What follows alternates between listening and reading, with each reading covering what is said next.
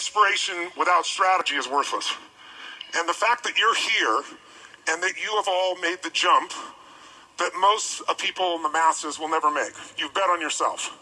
You bet on yourself, you've got courage, you've got faith, you've got some determination, but more importantly, you're working to be a professional. You wouldn't have come here, traveled across the country or the world unless you were really committed to that. And it's what's missing from your industry, and you know it.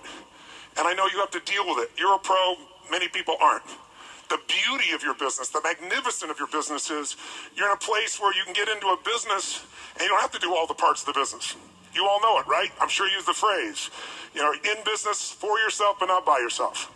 Someone else gets to figure out how to create the product and service, how to make sure the production line is running, make sure the accounting is occurring, all of those things that wipe out most businesses. And most of you I know, I'm sure know, that most businesses fail. That's a fact.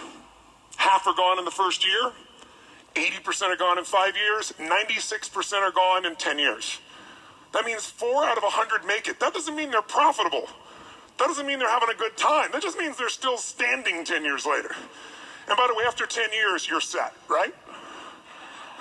Do you remember Lehman Brothers? A century, $1 trillion with a T dollars in total volume over the decades, gone overnight. So, and you picked an industry, though, where you can get in for $100. Easy in, and for some people, it's easy what? Out. And also, it attracts people that have a hunger, but it also attracts people that are just looking to get rich quick, they think. And you and I both know this is a business, and you're going to have to run it as a business. How many of you are a little bit stressed, even though you're excited to be here, because you're not home working on your business right now? I'm curious. How many have some concerns or stresses? Raise your hand nice and high. Let me see the percentage of the room. Okay, it's about 90% of you. So I want you to write down a little phrase to start. Write down, I am a business operator. And that is where all my stress is.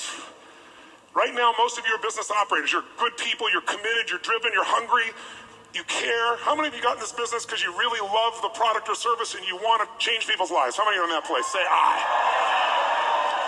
That's why I'm here, because I'm in the same business. I feel a kinship with you. It works differently, it's structured differently, but it's really change your life business. That's what we're all in here together. But if you continue to run this, even if you're part-time, as an operator and not as an owner, you'll never have anything and you'll always be stressed. And so I want to come by because the other reason I say I do private events is usually it's a friend. And Eric is a friend. He's dear friends with one of my greatest friends in the world. Man, I ran my company for 25 years, Sam Georges, extraordinary soul. He's friends with Eric. That's how this came together. And then I saw what Eric was doing, working to really make this where people see it as a profession, run it as a business. And that inspired me. That's why I came by as well. But I'd like to add to his 7 steps, if he lets me. I haven't coached him on this or given any feedback on this. We'll see if he feels good about this. I think his 7 steps are solid because they're the absolute fundamentals of this business. And what's so cool is most people make things much more complicated than they really are, don't they?